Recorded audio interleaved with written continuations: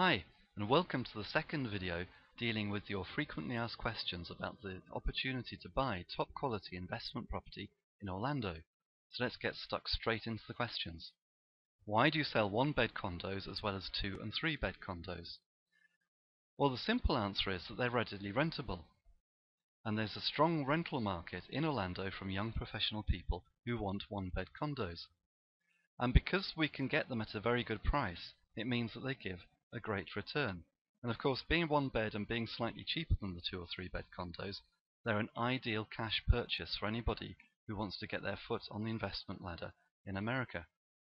Now, a one-bedroom condo will typically give a yield in excess of 8%, possibly as much as 10%, whereas the 2- and 3-bed condos give a slightly lower return of around about 6 or 7%, which is still very good, but it swings around about. Obviously, when the capital values start to rise, then for the 2- and 3-bed condos, capital values will be rising from a slightly higher level. But if you're looking for a good cash investment and you want to buy something which is readily rentable with a very good return, then a one-bedroom condo will probably suit you. Here's a question which we're asked a lot.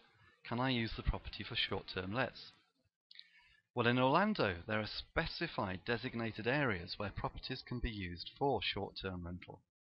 And if a property is not in one of these zoned areas, then it cannot be used for short-term rental. And most of our properties are not in those zoned areas. But remember, it's actually a deliberate business decision of ours to concentrate on properties for long-term rentals. We actually prefer long-term lets. And let me show you why by using an example of a typical property in an area zoned for short-term holiday lets. Here's a typical property which you might buy to let out as a holiday let on short-term lets. It's a 4-bedroom, 2-bath villa with its own pool and spa. And at the moment you could buy this for just under $165,000, which, subject to the exchange rate, is about £100,000 to £110,000. Now, it's in an area which is zoned for short-term lets, which means it has planning consent essentially for holiday lets. As I say, you can't just use any property for short lets. It has to have special zoning, has to have special consent. And I've researched what you're likely to get in rent if you let it short-term for holiday rents. Now, between June and December, you'd probably get about $450 a week. And you'd get around $600 a week over Christmas and the New Year. Now, I've tried to be very optimistic, and I've assumed that we'd let it for the whole of our UK summer holidays, plus Easter, plus 3 weeks corresponding to half terms, and to be on the safe side, I've also thrown in a few extra weeks and added a couple of weeks at Christmas as well. And if you add up all that, you're going to get a rent of about $7,500 in each year, which means at that purchase price, this property is going to give you a gross return of about 4.5%. But remember, from that rent, you'll need to deduct the costs of management, cleaning, and laundry, and these costs could be quite high if you have tenants changing over every couple of weeks or so.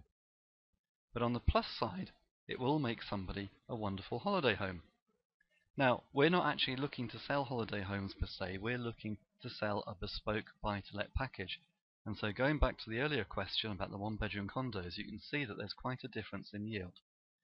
Also, the price of these is much higher.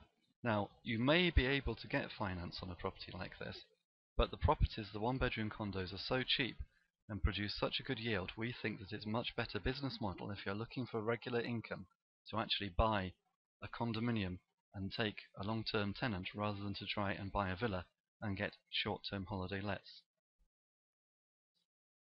Next question, are there any other costs other than purchase price? Well, there will be closing costs, and usually we tell buyers to budget around about $1,600 for a typical condo, but in reality closing costs are generally around about $1,000. Now, some of our customers have been a bit confused because they'd heard closing costs could be more than that, possibly as much as $5,000 or $6,000. But what I think they didn't appreciate is that those costs presumably apply to properties being purchased on a mortgage and would include lenders' fees and bank fees and appraisers' fees and so on. But our properties are cash deals, and so the costs are limited. So basically it's just the cost of the lawyer's fees and the title company, which means that the closing costs are actually reasonably low. Can I get finance? Well, again, a question which we're asked quite a lot. Well, as I explained in the main video when I was doing the main presentation, the reason why these properties are selling so cheaply at the moment is because it's very hard to get bank finance on them at the moment. Now, a proviso to that is that if you put together a portfolio of, say, 5 or 6 properties, we could probably arrange a blanket loan for you, subject to status, at perhaps 50% loan to value, at about 5 or 6%. But you would need to buy the properties first for cash before we could actually go and arrange that loan for you. Now, as I said in the other video, we have no doubt that at some stage the banks will start lending on these properties again. So quite simply, they're going to have to. And at that time, we're predicting that values will increase. So you will then have the opportunity to refinance or finance the property. And depending upon when you do this, you may well be able to pull out all of your money, perhaps even more than you've put in. Now, obviously, we can't say when the banks will start lending again. We don't know whether it'll be in a few months or a year or a couple of years. However, what I think is for sure is that for a healthy economy, the banks will need to lend, and they can't just exclude a significant part of the housing market. And I think that over the next months and years, we'll see a lot of political pressure on the banks to actually start lending on these properties again.